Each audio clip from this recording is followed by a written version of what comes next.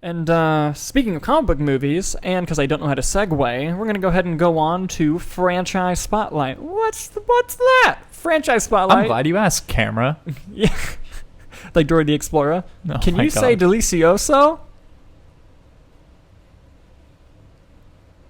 Good job! No, but Franchise Spotlight. This is where we watch an entire franchise of movies, break it down movie by movie, and give our thoughts and opinions. However, if a franchise has more than 5 movies, we split it up into parts. We've tackled the enormous X-Men franchise. We're actually going to do 4 of the franchise films today. Whoa. Yes, we're going to be doing X-Men Days of Future Past, Deadpool, X-Men Apocalypse, and Logan. Mm-hmm. So from 2014 to 2017 of the X-Men movies. Whew! Ryan. Go ahead, take it off, man. We're going to go ahead and kick it off with X-Men Days of Future Past. This movie fucking rules. And if it wasn't for another movie we're going to talk about here in a minute, it'd be the best X-Men movie. I fucking love X-Men Days of Future Past. Mm-hmm. It brought back some of the original cast, like even like ones you didn't know you needed, like the return of fucking Iceman. Thank you for that. Like, that's all you need. Yes. And it mixed with the original cast and the prequel cast from First Class very well. You completely bought the time travel element that it was pitching to you. You got to see the Sentinels. And you have this beautifully human story told across variations of different periods of time. Mm-hmm. And you also get this just amazing journey of them trying to fix continuity problems while also creating more. And it's just, God, Fox and continuity problems are like chocolate and peanut butter. Just you can't have one without the other. Yep. You know? It's just great. But no. Arab words. Magneto. Michael Fassbender's performance in this, fantastic, as well as Ian McKellen. Mm-hmm. There's a beautiful scene where Charles Xavier, Professor X, Patrick Stewart gets to have a conversation with James McAvoy, and it makes me cry when I watch that movie. It's so good. This is still when Jennifer Lawrence wanted to be involved, so she does pretty well. Havoc returns from X-Men First Class. They killed everyone else off screen. Beast is back as well. Nicholas Hoult, who does a fantastic job. Hugh Jackman, of course, kills it as Wolverine. And you get Ellen Page back as Kitty Pryde. You briefly get Rogue returning, although she was in it more. And there's a version of the movie that has her more, but I haven't seen it. The Rogue cut. Which I have not seen yet. I've heard it's good, though. And just the entirety of everything. Peter Dinklage as Boulevard Trask does an excellent job. I love the structure of this movie. I think the script is airtight, and I think the direction... Oh, and Evan Peters is Quicksilver. With fantastic. The amazing Quicksilver scene. Like one of the coolest sequences of the past 10 years, I think. Oh, absolutely. So well done. I love Days of Future Past. Go ahead and dive into it a little bit more for me, Ryan. Yeah, I loved that it had 2 different storylines going on at the same time. And like you said, you buy into it. And I love that like the way that they have to time travel is through Wolverine, because like they have to like kill him but also heal him at the same time because his like body heals itself. And I like the idea of just like you're not actually traveling in time, just your consciousness is. Yes. And they can get away with it because Hugh Jackman never ages. So like it works. Yeah, no, it's fantastic. And I love that they're like on the run and like they're being hunted down and killed, but he has to like go back in time and then like stop the creation of the Sentinels. He has to like stop the creation of the Sentinels. Yeah. And Jennifer Lawrence takes it into her own hands and really throws a fucking wrench into everything. And I love Magneto in this film. This might be my favorite Magneto movie other than First Class, because he teams up with Charles Xavier after Quicksilver breaks them out, which we'll talk about more, is a great scene. And he's all for it. And then but his idea, because they're like, we have to stop Mystique from killing Boulevard Trask, because that's how they get the DNA. And that's what wipes out mutants in the future. And where Magneto and Xavier are together is, we like mutants, let's keep them safe. Just how to do it is where they differ. Yes. And Magneto's like, all right, let's go stop her from killing Trask. And then his idea is, well, if we just kill her, they'll never get her DNA. So then in that scene, he quickly changes gears. There's that scene where he has a gun and then someone pushes the gun out of his hands, but he holds it and then just shoots it while it's floating in the air. Which is so Such fucking a cool scene. And then it strikes her and they get her DNA, and then he ended up making it worse. And then you get the fucking sequence when he lifts up an entire goddamn baseball stadium, drops it over the White House, and it's just like Magneto runs that movie in the second half, and it's such good storytelling. Dude, he's fucking terrifying. Yeah. And I love Hugh Jackman when he wakes up in the 70s and he has his bone claws and he's like, what? And he like has to like get used to everything. Yeah. And when he punches Beast in the face, he's like, "You and I are going to be good friends, just not right now." And then he like keeps walking around. Just like little things like that, yeah. And I love that they try to explain Xavier walking in Origins Wolverine by having McAvoy being able to walk because Hank Beast, like, I developed a serum that takes away his powers, but it gives him the ability to walk. So he's choosing walking over helping people, which is an interesting motif that they add to the movie. But then in Origins Wolverine, he still used his mind powers while he walked, so it's like, didn't quite get that one, you morons, but whatever. And Continuity, schmontinuity. Yep, but they keep going with it, and I like Xavier going on the journey of not wanting to help. He'd rather walk, and then just slowly accepting that he'd rather help and have his powers back throughout the movie. Really interesting, really cool to see. It really like evolves him as a character. Yeah, it really does, and at the end, because like Wolverine's almost kind of like the central character in these X-Men movies for the most part. Because like you said last episode, like, they love Wolverine. Let's make it more Wolverine-y. Yeah, and but there's a great sequence towards the end of this movie. Because like part of your job as a filmmaker is, even if in our heads we know that like the heroes are going to win, you have to make the audience think for a second like, oh, maybe they won't. And there's a great scene where, for the first time, Wolverine can charge Magneto because he's not full of adamantium. And he's like, oh my god, I've been wanting to do this like forever. And he runs at him, but then Magneto takes a bunch of like metal pipes, puts them throughout Wolverine's body, lifts him up. And earlier in the movie, Wolverine told Magneto, he goes, the only thing that's similar about us is that we're both survivors. And then fucking Magneto pulls him towards his face and goes, so much for being a survivor. And just fucking throws him into the fucking harbor. And like Wolverine's down and out for the rest of the movie. Yeah. And it's like, and as an audience member, you're like, oh fuck, they just fucked off Wolverine for like the third act of the movie. Which is a brilliant way to do that. Because like he doesn't have any adamantium in him. He's just, he can actually fucking kill Magneto. And he's like, not my problem anymore. Yeah, it was so good. Insanely well done. The Quicksilver scene and how they did that, so stupid. Evan Peters, the performance, such a great job playing Quicksilver.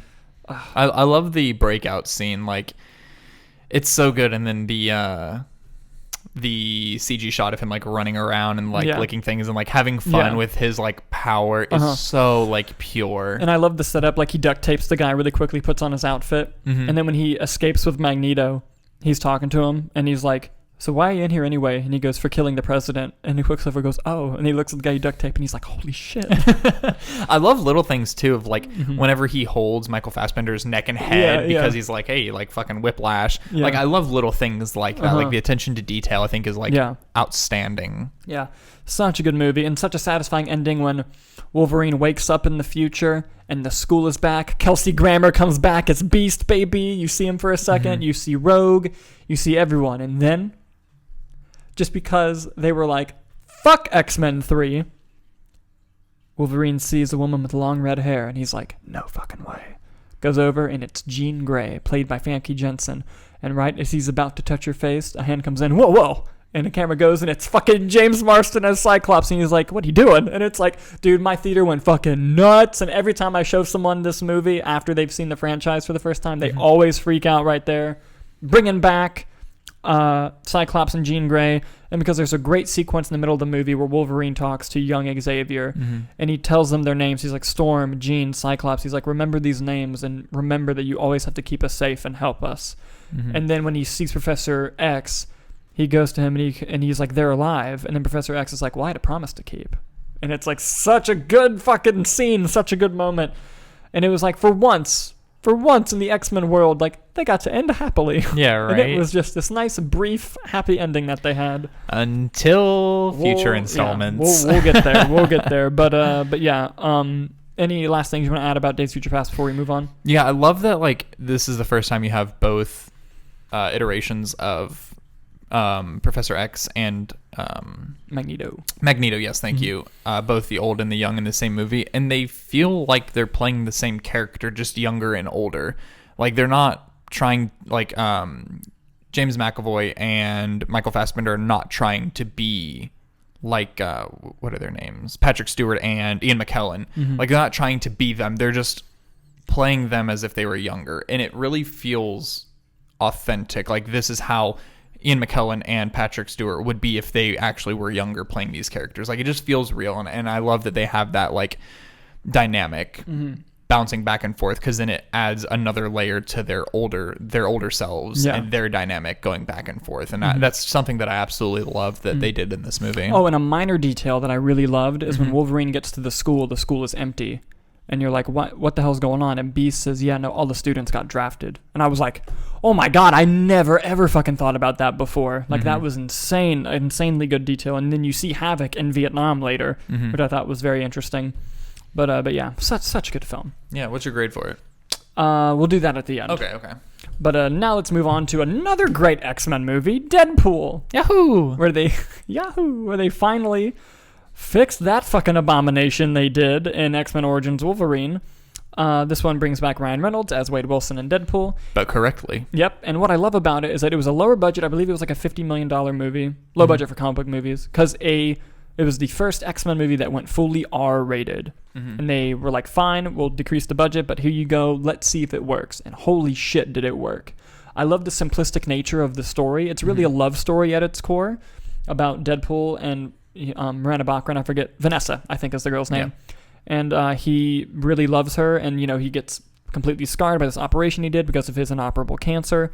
And the whole movie is just him trying to go back to her. And it really has the message of, like, it's all about who you are on the inside for an R-rated foul movie. Like, that's the message at the end of the movie. Yeah. It was very interesting and very cute, and the comedy works so well. It's fucking hilarious, and the violence, the gore, amazing. Colossus, this is my favorite version of Colossus in all the X-Men movies. Yeah. And the Negasonic Teenage Warhead is so good too. Everything. Oh, she is fantastic in this movie. Her banter with Deadpool. Love the Deadpool movie. Some of the CG is okay. Like there's just some stuff like that just from it being lower budget.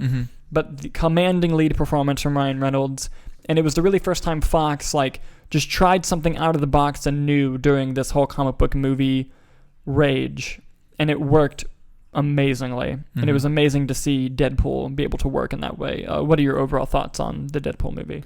Yeah, I just echo everything you just said. Like, Ryan Reynolds absolutely steals the show in this, but there was no doubt about that even whenever it was coming out. And I love the way that this movie was made, because they had the test footage that they did years ago. Yeah, and then it leaked. Yeah.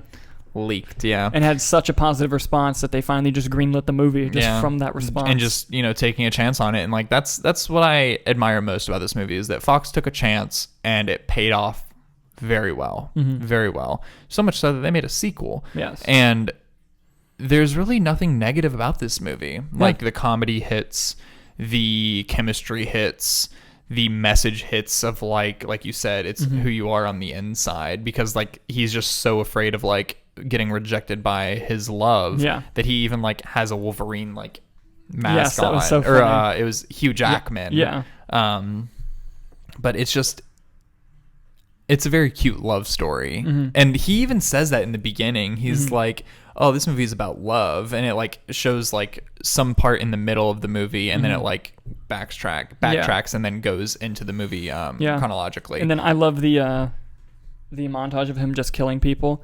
Like when he's like, you're about to get killed by a Zamboni, and then it cuts wide and he's like, eventually, and he's just slowly going towards him. And I love that it almost feels like Spider-Man, where he's like learning his like outfit, learning like what he's going to be doing. Oh, and the way they do his healing factor is so funny. Oh yeah. Like when he breaks both of his wrists and leg against Colossus's head, and he's just like crawling on the ground, and he just starts chopping off his own hand. And Blind Owl, the roommate, how did we forget? She's so fucking funny too. She's hilarious. Oh my god, yes. And it's so funny because they set up a joke in this movie that pays off in the second movie, and it is so goddamn funny. Like the cure for blindness. Yeah. Oh my god, yes. That shit is so funny. Yes, that was very, but very his funny. baby hand. Yeah. How funny was that when you first saw it? Dude, my whole theater couldn't fucking breathe. It was so great. It's gonna feel so big in this hand. Oh my god, it was so funny. What a fantastic movie. Yeah, and they got that R rating, and they were like, if it's R, we're fucking going R. Yeah, it was directed by Tim Miller, who would eventually direct Terminator Dark Fate. I like that movie. But I thoroughly love Deadpool. I love the superhero landing at the end. And oh my god! Oh, she's gonna do the superhero landing. Oh, that's so hard on the knees. Yeah, and I love when he's fighting the one guy, and he just goes like, I forget what name he says. Ajax. No. It's like a random guy, and he stops fighting and goes, Brad? Oh, yeah. His mask, Wade? Dude, I love that so much.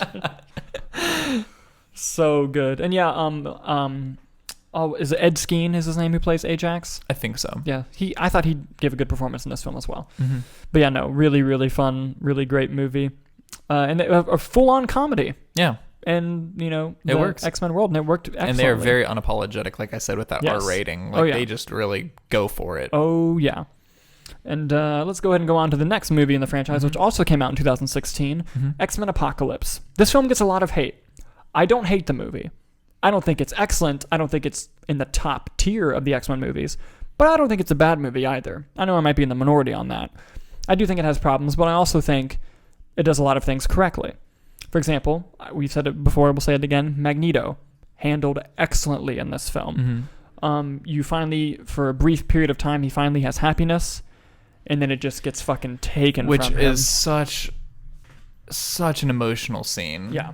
Oh, yeah. His whole family gets murdered, and he uses the locket, kills all the soldiers, holds the bloody necklace. Is like, is this what you want from me? So good. Like, he tried to escape everything and live a peaceful life. Oh, and we should point out, in the X-Men, prequel movies, they go from 60s, 70s to 80s, but no one ages. Yeah. And it's so funny.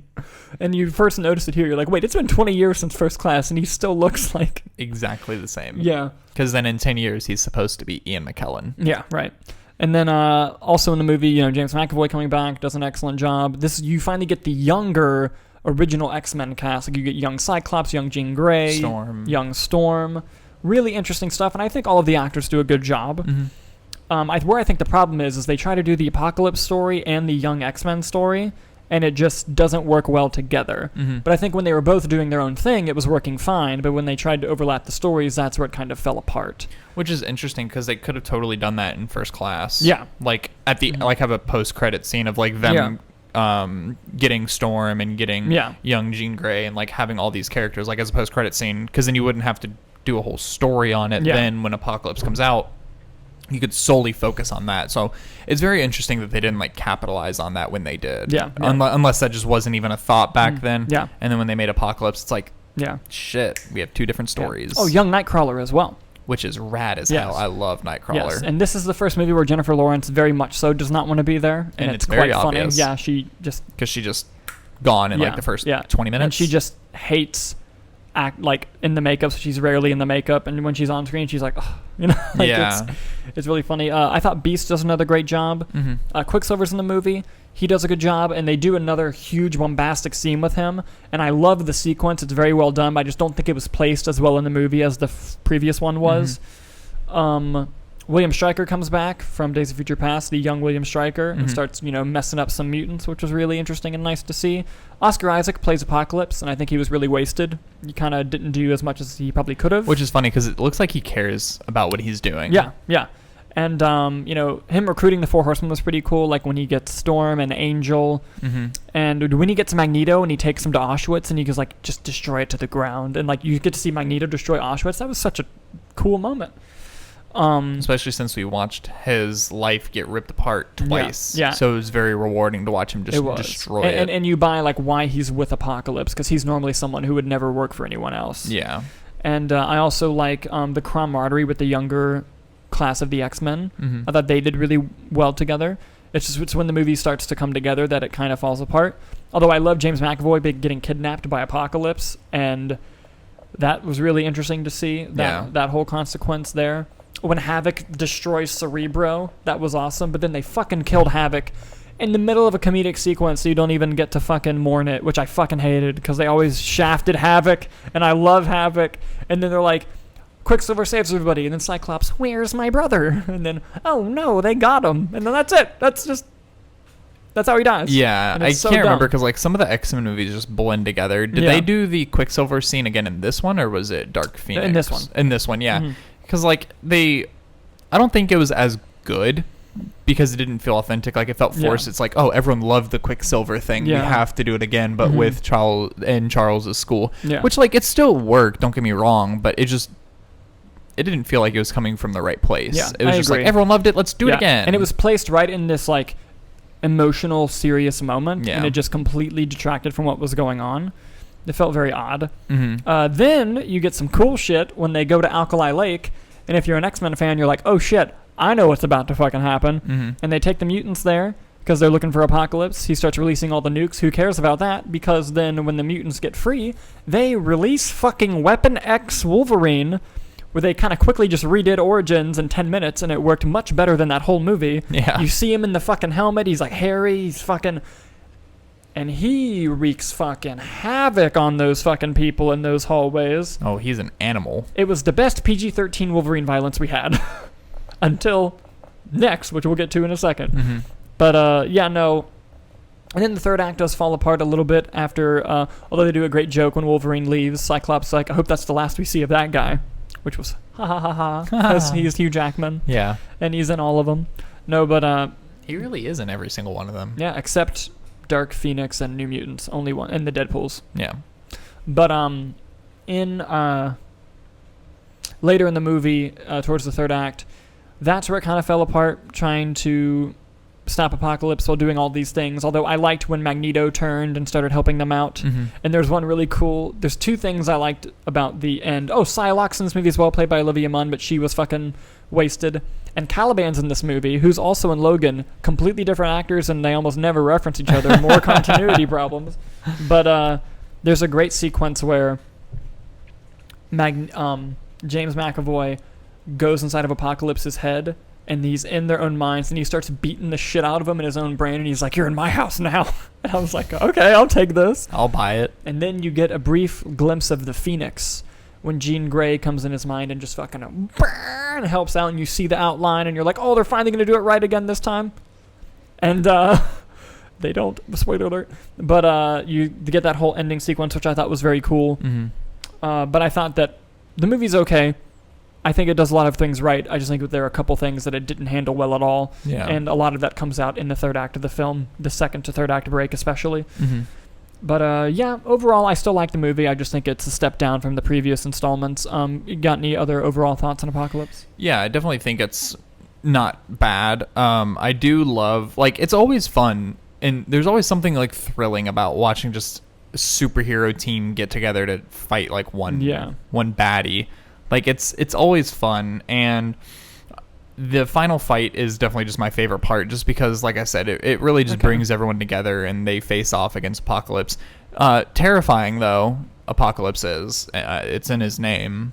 But it's so, like, I almost cried the first time I watched this movie, probably a year ago, when Magneto's family just gets... Yeah, no, it killed. was like it was really so hard to incredibly sad, especially since it kind of comes out of nowhere. Because like you are with him for a little bit before that, and like you can see how happy he is. Like he has a family, and it's like, oh, like good for him. He finally got out of the life. Because like before that, he's just always the villain. He's always like kill people, mutants will rule the world, and then now he's just in a cabin in the middle of nowhere, living his life. And some soldiers come up and they're like, hey, fuck you, man, and fuck your family. Yeah. But it's awesome that he was able to kill everyone with the locket, and then just that was the first time you wanted to see Magneto just wreak havoc. Yeah. And a scene that I loved is he goes back to the factory to the people who reported him, and he just gives this epic speech about how he's gonna fucking kill everybody.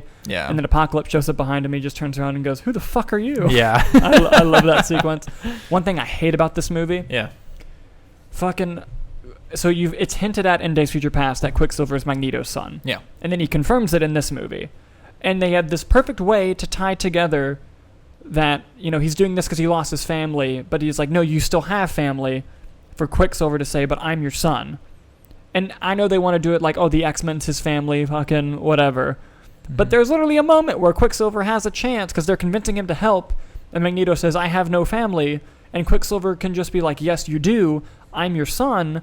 And that's what turns him, and it would work great narratively, like they're setting it up. And then Quicksilver just decides not to tell him. And they just...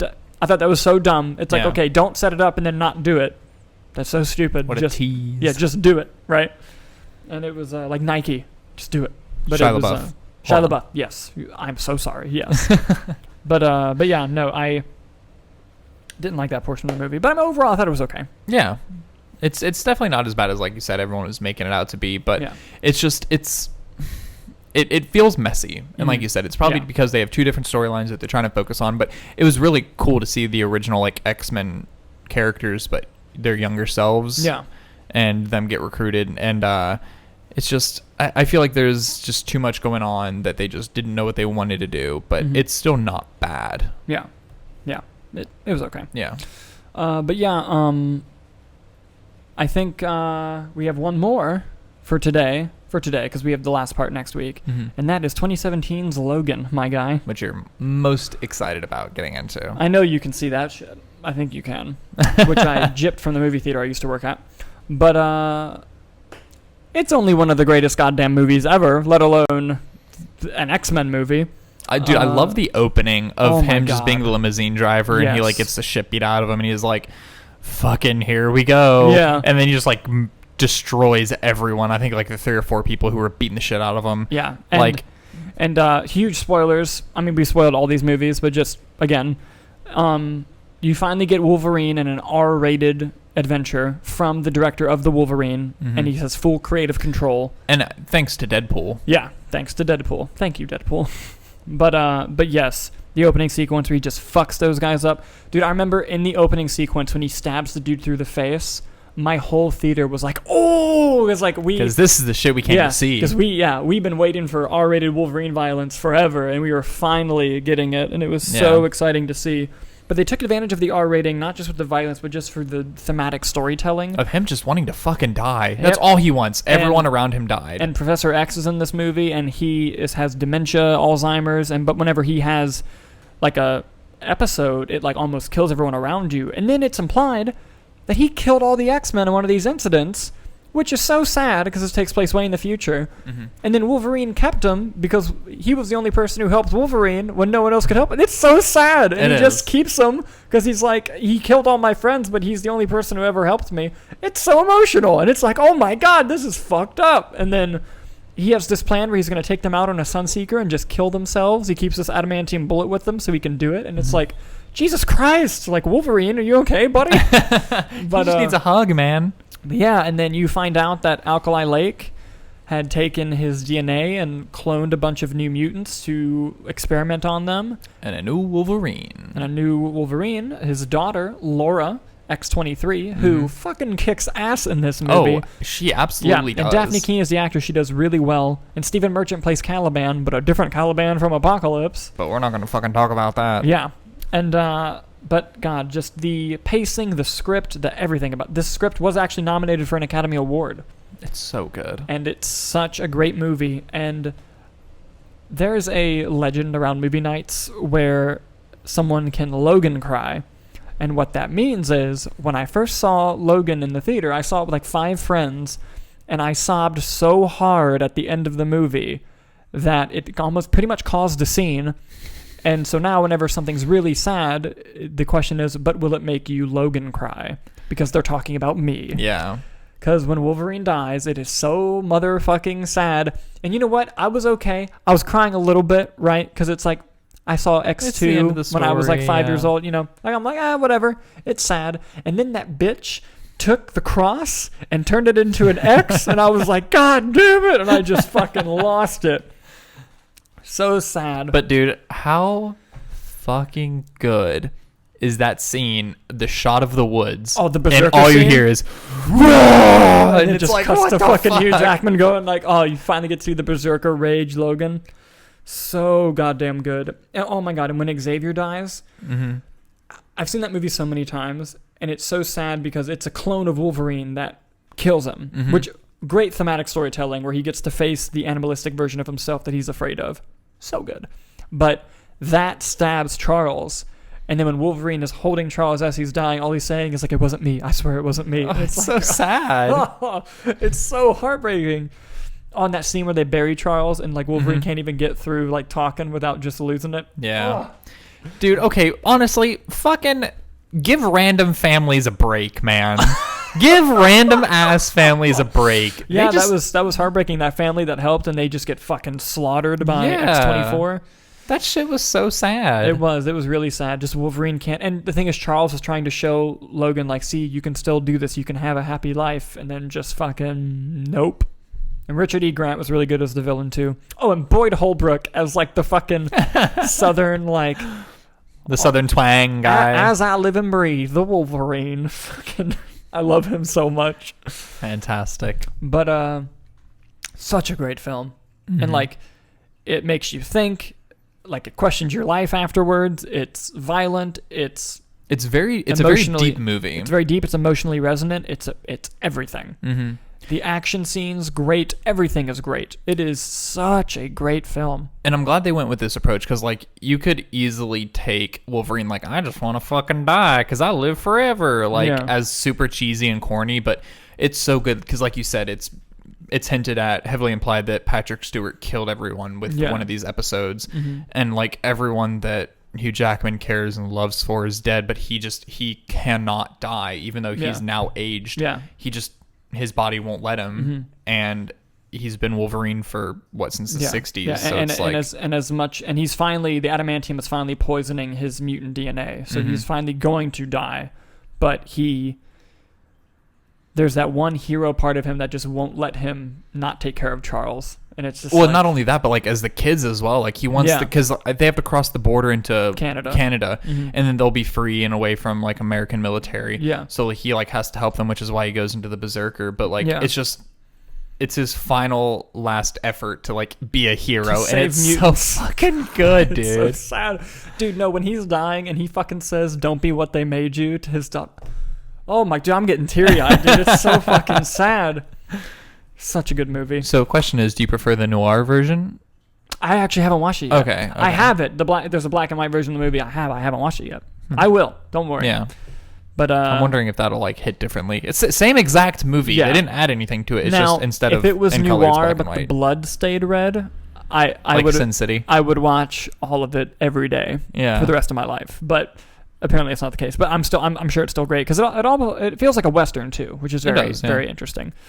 But yeah, God. All right, so without ranking them, because we'll wait till the end and when we rank all these X-Men movies, it's gonna get fucking tough. It's gonna get tough. But give me your grades for Days of Future Past, Deadpool, Apocalypse, and Logan. Days of Future Past, 4.5 stars. Okay. I don't think it's a perfect movie. I don't have anything wrong with it. It just doesn't feel perfect. Okay. Deadpool, 5 stars. Easy, no doubt about that. Apocalypse, I would definitely say probably 3.5. It feels average. Feels messy at times. And then Logan, 5 stars. Like no doubt about it. Cool. But I'm gonna give Days of Future Past an A+. Okay. I think it's almost perfect. Mm-hmm. I'm gonna give Deadpool an A. Oh wow. Okay. I'm gonna give Apocalypse a B. Mm-hmm. And I'm going to give Logan an A+, because fucking... Here's the thing, 2017 was such a good year for movies. I just sucked Logan's dick for like the past 10 minutes. That's my third favorite movie of 2017. Like, that's how good 2017, Wind River and Blade Runner 2049. Wind River, really? Okay. Yeah. I mean, that's a fucking great movie. Yeah, damn. Yeah. But it's like such great films. Mm-hmm. But yeah, one more X-Men episode of Franchise Spotlight. We will have, Dark Phoenix and... Deadpool 2, Dark Phoenix, and New Mutants. Deadpool 2, that's right. And that's it. 20 years, X-Men movies. And gone in 3 or 4 weeks. Shit. Yeah, but yeah. Yeah.